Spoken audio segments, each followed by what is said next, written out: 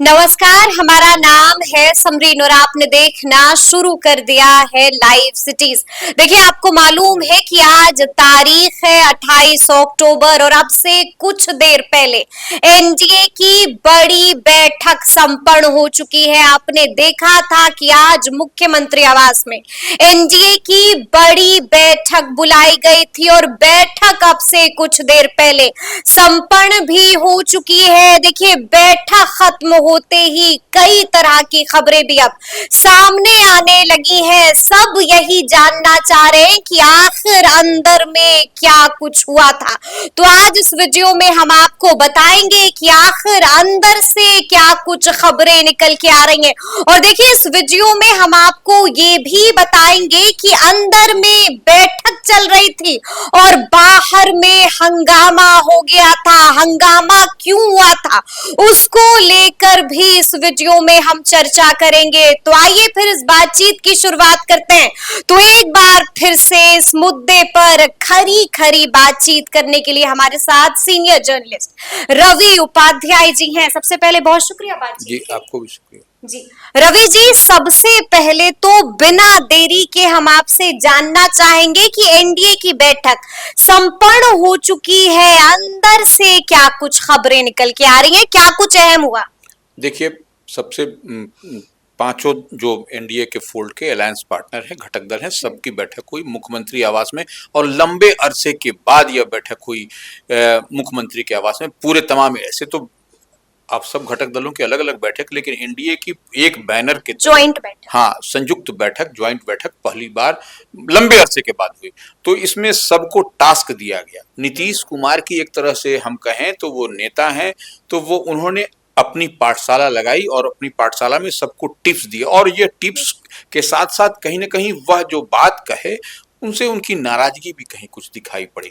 और यह बात भी कहा गया कि पासमानदा के लिए, अल्पसंख्यकों के लिए, मुसलमानों के लिए नीतीश गवर्नमेंट ने, एनडीए सरकार ने क्या काम किया है यह भी बताना पड़ेगा, यह बताने की जरूरत है। और एक ज्वाइंट कोऑर्डिनेशन कमेटी पांचों दलों के माने पांचों अलायंस पार्टनर की एनडीए की बनाने की आवश्यकता पर बल दिया गया और शीघ्र ही आपको कोऑर्डिनेशन कमेटी दिखाई पड़ेगा बूथ से लेके पंचायत स्तर तक। यानी कि आप कह रहे हैं कि अब कोई बीजेपी नहीं होगा, अब कोई जेडीयू नहीं होगा, अब कोई जो है एलजेपीआर नहीं होगा, अब कोई हम नहीं होगा, अब कोई आरएलएम नहीं होगा, यानी कि अब सभी होंगे एनडीए। सिर्फ एनडीए की बात करनी होगी। अब जो है सो जिस तरीके से उपेंद्र कुशवाहा राज्यसभा में गए तो सिर्फ एनडीए के उम्मीदवार थे। यही दिखाना है, यही बताना है। तो यही loud and clear message Upendra Kushwaha को आप सिंबॉलिक रूप से आगे रख लीजिए। अब तो वो एनडीए के उम्मीदवार रहे, राज्यसभा से भेजे गए, तो वही अब एनडीए की ही बात करनी है। अब कोई घटक दल, कोई अलायंस पार्टनर ये नहीं बात करेगा कि हम फलने दल से हैं, फलना दल से, और जो भी होगा, जो भी बात होगी वह एक कॉमन बात सबको करनी होगी। अगर कोई मंत्री जिला में जाएंगे या कहीं किसी गांव में जाएंगे तो वह तमाम एनडीए के अलायंस पार्टनर के सभी लोग, जो सभी नेताओं से नेता से मुलाकात करेंगे और सभी नेता मौजूद रहेंगे। यह एक कहीं ना कहीं सबको मैसेज भी दिया जाएगा एनडीए के तमाम पार्टनर को। टारगेट भी फाइनल हो गया है निश्चित रूप से 2025 में चुनाव है और 220 की बात कही गई है। 220 का लक्ष्य रखा गया है, बड़ा लक्ष्य है, बड़ा टारगेट है रवि जी। बिल्कुल, देखिए, बड़ा टारगेट नहीं है ये। अगर यदि पूरी तरह से कोऑर्डिनेशन कमेटी बन जाए, सबको जो बनने की बात आज हो गई है उस पर मुहर लग गई है, तो ऐसे में अब निश्चित रूप से जब कोऑर्डिनेशन कमेटी बनेगी तो 220, आप देखिए पहले का एनडीए देख लीजिए, इस बार का एनडीए देखिए। इस बार के एनडीए में 5 अलायंस पार्टनर हैं। पिछली बार सब लोग कहाँ कहाँ तितिर बितिर थे, इधर उधर थे, लेकिन इस बार तो अब परिवार जो है वो बड़ा हो गया है, निश्चित रूप से बड़ा हो गया। अब देखिए, चिराग पासवान आ गए, उपेंद्र कुशवाहा आ गए, जीतन राम मांझी आ गए, सब लोग साथ में हैं। तो ये एक बड़ा एनडीए का कुनबा बिहार में है। तो ऐसे में 220 का जो टारगेट लक्ष्य रखा गया है, अगले वर्ष जो विधानसभा का चुनाव होगा तो उसमें वो बड़ा टारगेट नहीं होगा। आप देखिएगा कि सब लोग वो अचीव करता हुआ दिखाई पड़ेगा उसमें, उस गोल को। लेकिन हाँ, आपके सामने विपक्ष भी मजबूत है, इस बात को भी ध्यान रखना। महागठबंधन भी है और जन सुराज भी है। लेकिन ऐसे में हम आपसे ये भी जानना चाहेंगे रवि जी, जैसा कि मैंने शुरू में ही कहा था कि अंदर में बैठक चल रही थी और बाहर में हंगामा हंगामा हो गया था। किस बात को लेकर के सीएम हाउस के बाहर हंगामा? देखिए, एक व्यक्ति जो अपने जो परिवार को न्याय नहीं मिल सका, उसी के कारण वह आत्मदाह करने का एक तरह से वो प्रयास किया था, लेकिन हालांकि पुलिस की मौजूदगी और तमाम तरह के प्रयास के बाद उसको सुरक्षित ये कर लिया गया। लेकिन वह बवाल बहुत देर तक मचा और वहां पर पुलिस नहीं होती तो वह कुछ घटना दुर्घटना हो सकती थी, बड़ी घटना दुर्घटना। पुलिस नहीं होती तो घटना हो जाती, बड़ी बात। हाँ, घटना क्या, दुर्घटना हो जाती। लेकिन पुलिस ने तमाम दौड़ करके उसको पकड़ लिया और यह सब बात आपको बच्चे को नहीं तो, लेकिन ये आज बड़ी घटना आज वहां पे होती हो, बड़ी घटना, बड़ी दुर्घटना आज हो जाती। देखिए, आज की बड़ी खबर ये भी है रवि जी कि आज की बैठक में, एनडीए की बैठक में नहीं पहुंचे केंद्र मंत्री चिराग पासवान। माजरा क्या है? देखिए, निश्चित रूप से यह जो जानकारी छन करके आ रही थी वह नीतीश कुमार की ओर से, ऐसे कह लिया जाए, एनडीए की जो पहली बैठक होने जा रही है 2025 के पहले बेहतर परफॉर्मेंस के लिए, एनडीए की एकजुटता को दिखाने के लिए, तो वो चिराग पासवान को भी निश्चित रूप से उनकी पार्टी को गया था। हालांकि उनकी पार्टी के जो प्रदेश अध्यक्ष हैं राजू तिवारी, पूर्व विधायक, वह मौजूद थे, सांसद भी मौजूद, हाँ सांसद भी लोग मौजूद थे, तमाम हर दल के सांसद मौजूद थे, तो उनकी ओर से भी, उनकी पार्टी से भी सांसद, लेकिन चिराग पासवान नहीं नजर आए। सीट खाली रह गई, सीट खाली रह गई, तस्वीर वायरल हो गई, नहीं पहुंचे चिराग पासवान। कोई नाराजगी है? देखिए, नाराजगी नहीं है, उनके मंत्रालय का काम था इस लिहाज से है। लेकिन देखिए, यहाँ पर राजनीति करते हैं आप तो हर पत्रकार की नजर आप पर रहती है, इस बात को समझना पड़ेगा। उनके पिताश्री जो रामविलास पासवान, जो स्वर्गीय हम लोग के बीच नहीं रहे, ऐसे छोटे छोटे या बड़े किसी भी कार्यक्रम में, किसी भी आयोजन में वह तमाम वो शेड्यूल को रीशेड्यूल कर देते थे और वो पहुंचा करते थे, एटलीस्ट बिहार में। बिल्कुल, तो ये जो है तो कहीं ना कहीं यही यहाँ पर एक बात पकड़ने वाली दिखाई पड़ती है। लेकिन नहीं पहुंचकर चिराग पासवान ने बड़ा मैसेज दे दिया है। निश्चित रूप से देखिए, बड़ा संकेत दिया है Ravi ji, is everything all well? हाँ, देखिए, वो सब ऑल वेल है, उसमें कहीं कोई दिक्कत नहीं है। लेकिन चिराग पासवान इस टैक्ट को जानते हैं और उसी टैक्ट को वो कैश भी करते हैं कि हमको नहीं जाना, हमारे प्रदेश अध्यक्ष गए, राजू तिवारी गए, बैठक में रहे, सब कुछ हुआ, लेकिन हमको वहां से पतली गली पकड़ लेनी है। और फिर वही देखिए, जो विधानसभा का चुनाव होगा तो फिर चिराग पासवान जिस तरीके से 100% स्ट्राइक के साथ लोकसभा चुनाव में 5 सीट पर रहे, फिर वो चाहेंगे कि हम जो जितनी सीट की मांग कर रहे हैं 30, 35, 25 वो मिले और फिर हम अपना बेहतर परफॉर्म करें यहाँ पर। तो ये उनकी स्ट्रेटजी की भी भूमिका हो सकती है। लेकिन जहां तक हमें जानकारी है कि उनके मंत्रालय का कोई काम था, इसी लिहाज से वह आज नहीं आए। तो खैर, नहीं आना कोई बड़ी बात नहीं है, उनकी पार्टी के प्रतिनिधि थे, प्रदेश अध्यक्ष थे, तो वह कोई। लेकिन एक बात सामने दिखाई पड़ रही है, उनके चाचा को आज आउट कर दिया गया। चाचा पशुपति पारस को बुलावा ही नहीं आया, तो क्या अब हम ये तय माने कि एनडीए का अब हिस्सा नहीं है पशुपति पारस? देखिए, अब पशुपति पारस ऐसे आज अगर पहुंचते तो पूरी तरह से इग्नोर कर दिया गया। देखिए, अब वही हम कह रहे हैं कि अगर यदि पशुपति पारस की पार्टी पहुंचती, राष्ट्रीय लोजपा पहुंचती, तो मिलाकर के आज 6 घटक दल हो जाते। तो ऐसे में 5 ही घटक दल की बात हो रही है और 5 ही घटक दल के नहीं, मान लीजिए वो नहीं आए, उनके प्रवक्ता होते, कोई होते। देखिए, उनका जो पटना में सरकारी आवास था, उनसे भी उनको बेदखल। लोकसभा के चुनाव में एक टिकट नहीं, 20 सूत्री का माने बना कमेटी, उसमें भी कोई जगह है। तो अब उनके लिए जबरदस्ती आपके गले में हम पड़े रहे, तो यह तो दिखाई पड़ रहा है कि अब कहाँ उनके लिए अब एनडीए में कोई जगह नहीं, दूर दूर तक दिखाई पड़ रही है। हालांकि देखिए, उनकी पार्टी की ओर से बार बार कहा जाता है कि हम लोग एनडीए से पत्ता साफ हो चुका है पशुपति पारस। निश्चित, एकदम। अब इसको मान के चलिए, इसमें इस पट अब नहीं दिखाई पड़ रहा है। किसी भी मौके पर आपको, अवसर पर नहीं, जब न्योता, आमंत्रण, बुलावा हो रहा है, तो फिर आप कैसे? अब आपकी जरूरत नहीं है। उपचुनाव में देख लीजिए ना, कहाँ आपका इस्तेमाल हो रहा है, कहीं पर कोई उपचुनाव में इस्तेमाल नहीं है। तो यह सब आप, एक बात तो अब क्लियर, यह तो क्लियर मैसेज है, इसको मैसेज ही माना जाता है।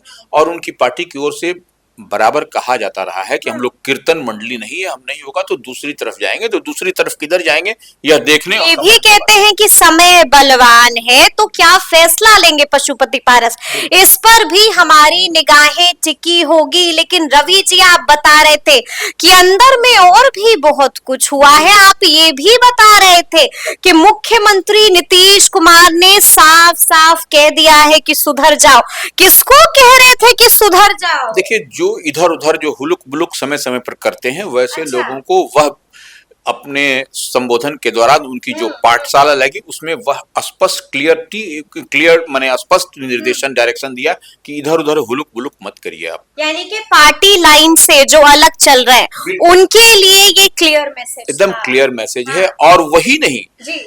एनडीए में भी, एनडीए के भी जो अलायंस पार्टनर हैं, जो कभी अपने स्वाभिमान हिंदू स्वाभिमान यात्रा निकाल दे रहे हैं, कभी कह रहे हैं अररिया में रहना होगा तो ये बोलना होगा, तो यह सब भी देखिए वो ऐसा इंजेक्शन वो देते हैं कि इंजेक्शन में आपको पता भी नहीं चलेगा। बिल्कुल। वह तो इंजेक्शन ललन सिंह राजीव धीरे से इलाज कर देते तो हैं। वो तो वही जो है सो धीरे से इलाज। वह देखिए कितनी बात कहनी है और कितनी बात आपको ऑब्जर्व करनी है, वह बात नीतीश कुमार की यही तो यूएसपी है। आप इस बात को समझिए कि आपको कहाँ वो कह रहे हैं और क्या कह रहे हैं कि, और उन्होंने कहा कि हमने मुसलमानों के लिए क्या किया है जाकर बताइए, जाकर बताइए। और इतना ही नहीं, इतनी ही बात नहीं, 2005 से पहले बिहार क्या था और आज का बिहार क्या है, नई युवा पीढ़ी को बताइए। उनको नहीं मालूम है कि 2005 के पहले का बिहार क्या था। आज लड़कियां गांव के पगडंडी पर भी साइकिल चलाते हुए चलती हैं, यह नीतीश कुमार की ही देन है। तो इस बात को भी बताने की जरूरत, और उन्होंने कहा है तमाम एनडीए के लोग इस बात को बताएंगे, कहेंगे। और देखिए केंद्र और बिहार सरकार की जो उपलब्धि है उसको भी गांव गांव तक पॉजिटिव बात बोलिए जनता के बीच, ये भी कहा गया है। पॉजिटिव बात बोलिए, तो वह तो पॉजिटिव बोलना ही है। आप पार्टी लाइव सिटीज ने आरएलएम के प्रवक्ता राम पुकार जी से भी बातचीत की, क्या कुछ बता रहे थे? देखिए राम पुकार जी ने कहा है, जो आरएलएम के प्रवक्ता है, मुख्य प्रवक्ता है, उन्होंने स्पष्ट कहा है कि एकदम लाउड एंड क्लियर मैसेज है कि एनडीए की मजबूती के लिए और अब एनडीए की ही बात करनी है सबको, कोई इधर उधर नहीं करना है। यानी कि अब बनने जा रहा है कोऑर्डिनेशन कमेटी भी। लेकिन हम आपसे जानना चाहेंगे कि क्या वाकई में आपको एनडीए में कोऑर्डिनेशन की कमी दिख रही है रवि जी? निश्चित रूप से कोऑर्डिनेशन की कमी दिख रही थी। ये हम नहीं कर रहे हैं, आप पूरा क्लिपिंग्स निकाल लीजिएगा तो आपको हर समय हर बड़े बड़े नेता का जो सुप्रीमो है उनकी बात हम कर रहे हैं। अब देखिए आप शराबबंदी पर देख लीजिए, लेटरल एंट्री पर देख लीजिए, किस तरीके से आप गिरिराज सिंह की यात्रा को ही ले लीजिए, आप प्रदीप सिंह का बयान ही ले लीजिए। एग्जैक्टली वही कह रहे हैं कि आप गिरिराज सिंह का बयान देखिए, गिरिराज सिंह की यात्रा की बात देखिए, प्रदीप सिंह की बात देख लीजिए जो अररिया से सांसद हैं, या फिर जीतन राम मांझी जो हिंदुस्तानी अवाम मोर्चा के मैंने संरक्षक हैं, केंद्र में मंत्री हैं, चिराग पासवान केंद्र में मंत्री हैं, जिस तरीके से लेटरल एंट्री और जिस तरीके से वक्फ बोर्ड संशोधन, गोपाल मंडल को भी देख लीजिए, बिल्कुल सबका बयान एक दूसरे से सब इधर उधर। तो ये उलझाने वाले बयान से बचने की जरूरत है, सुधरने की जरूरत है निश्चित रूप से। तो ये नीतीश कुमार जो मुख्यमंत्री बिहार, जो जदयू के राष्ट्रीय अध्यक्ष हैं, उनकी पाठशाला अहम समय पर हुई है, इस बात को भी समझिए। क्योंकि आपको तीसरा भी एक धड़ा यहाँ पर प्रशांत किशोर का दिखाई पड़ रहा है, जो कि आपको इस उपचुनाव में ही कुछ बड़ा करता हुआ दिखाई पड़ रहा है। तो ऐसे में यह नसीहत, लगातार मुसलमानों की बात कर रहे हैं, जो लगातार कह रहे हैं मुसलमानों से कि अब जाग जाओ, अब जाग जाओ, क्योंकि आपके साथ हो रही है नाइंसाफी। बिल्कुल। अब देखिए वह एक मैसेज भी दे रहे हैं कि अब देखिए किसी ने मुस्लिम को कैंडिडेट इस उपचुनाव में नहीं बनाया, तो ये उन्होंने बना करके एक मैसेज भी दिया। न तो एनडीए ने, क्या इसी वजह से डर गए नीतीश कुमार? आप इस बात समझिए, इस उपचुनाव में 4 सीटों के उपचुनाव में न तो एनडीए ने मुस्लिम उम्मीदवार दिया, न महागठबंधन ने दिया, लेकिन जन सुराज के प्रशांत किशोर ने मोहम्मद अमजद को उम्मीदवार बना दिया। तो यह एक मैसेज तो कहीं ना कहीं है, इसको आप मानिए नहीं मानिए। क्या नीतीश कुमार को डर सता रहा है? क्या एनडीए को डर सता रहा है? और डर क्या प्रशांत किशोर का सता रहा है? देखिए प्रशांत किशोर कहीं ना कहीं वह प्रशांत किशोर को न नीतीश कुमार को समझने में कोई इधर उधर होगा, न नीतीश कुमार को प्रशांत किशोर को समझने में। तो यह एक दूसरे को लोग बखूबी समझ रहे हैं और उनको इल्म है कि क्या होने जा रहा है। इसीलिए आज जो बैठक हड़बड़ाहट में बड़ी बैठक बुला ली। निश्चित रूप से देखिए, हड़बड़ाहट में, जल्दबाजी में यह बैठक बुला करके, और वो इसी उपचुनाव में जो दिखाई पड़ रहा है, जो हमको दिखाई पड़ रहा है, जो आपको दिखाई पड़ रहा है, तो वह नीतीश कुमार को भी दिखाई पड़ा है, क्योंकि हमारे भी चश्मा का पावर वही है, उनके भी चश्मा का पावर वही है। तो वो हम लोग भी जब देख रहे हैं कि कहीं कुछ न कुछ 4 सीट में इधर उधर हो रहा है उपचुनाव में, तो वह खबर तो ये भी आ रही है कि मोबाइल नॉट अलाउड था रवि जी। देखिए, निश्चित रूप से कुछ मंत्रियों को छोड़ करके सबका मोबाइल बाहर में जमा करा लिया गया था, रखवा लिया गया था। यह बात है, यह सबसे जितने से लोगों से बात हो रही है, जहां से हम लोगों ने फैक्ट फिगर को इसको चेक किया, सब लोग यही बता रहे हैं। तो यह भी था कि कहीं आप क्लिपिंग इधर उधर नहीं करी है, बहुत एहतियातन, बहुत टाइट सुरक्षा व्यवस्था में आज की बैठक हुई है। यह वही हम बता रहे हैं कि ये देखिए, नीतीश कुमार भी समझ रहे हैं, और उनकी पाठशाला में मुसलमान को भी मैसेज देने की बात कही गई कि हमने क्या मदरसा के लिए किया, हमने क्या अल्पसंख्यकों के लिए किया, पासमानदा समाज के लिए क्या किया। पासमानदा समाज जो मुस्लिम समाज में जो सबसे पिछड़ा तबका होता है, उसके लिए निश्चित रूप से नीतीश कुमार ने काम किया है। तो यह एक मैसेज भी, यानी कि अब गलती करने के मूड में नहीं है एनडीए, गलती करने के मूड में नहीं है नीतीश कुमार। बिल्कुल, अब देखिए, गलती करने के मूड में नहीं है, इसीलिए बिहार की जिम्मेवारी नीतीश कुमार के ही कंधे पर है। जो अगला चुनाव होगा नीतीश कुमार के ही चेहरे पर होगा, वह चेहरा नीतीश कुमार का होगा। तो ऐसे में ताली तो कप्तान को ही मिलती है, तो वह निश्चित रूप से उसी की तैयारी में, गाली भी कप्तान को ही मिलती है डेफिनेटली। तो इसीलिए नीतीश कुमार जो एक्टिव हो चुके हैं, और पूरी जिम्मेवारी जो ऊपर से ही नरेंद्र मोदी की ओर से भी लगता है ग्रीन सिग्नल है कि आप करिए। और तभी देखिए, तमाम प्रदेश अध्यक्ष, तमाम नेता, तमाम एमपी, सांसद, सब लोग बैठक में मौजूद थे। चलिए, तो देखिए, तफसील से हम लोगों ने आपको बताया है कि आज की बैठक में क्या कुछ अहम रहा था, क्या कुछ हुआ था, वो भी आपको बताया है। अंदर में क्या कुछ बातचीत हुई, उसका भी वर्णन हमने इस वीडियो में किया है। तो फिर ये पूरी बातचीत आपको कैसी लगी है, कमेंट करके हमें जरूर बताइएगा। तो ऐसे तमाम अपडेट्स के लिए ऐसे ही हमारे साथ बने रहिएगा और देखते रहिएगा लाइव सिटीज। बहुत शुक्रिया।